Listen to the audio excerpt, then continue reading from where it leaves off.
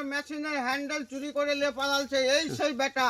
হ্যাঁ আমি চুরি করি তা আমাকে ধরে আছে জানো? না আমি ছাড়বো না, আমি ক্ষতিপূরণ দিয়ে ছাড়বো। চোরটা কই, চোরটা কই, চোরটা দেখা।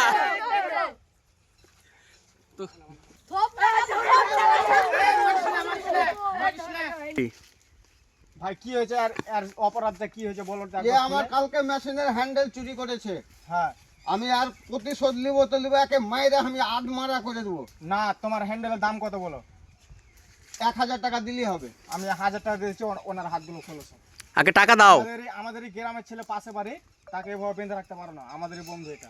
আগে টাকা দাও, আগে টাকা দিবে না। আমি তো দিচ্ছি, আগে টাকা, আগে টাকা দাও, আগে টাকা দাও, টাকা দাও, আগে টাকাটা দাও। টাকা দাও, আমি হ্যান্ডেল কিনে নেব। হ্যাঁ খুলে দিছে, আগে আগে টাকা দাও। দাও 1000 টাকা দাও।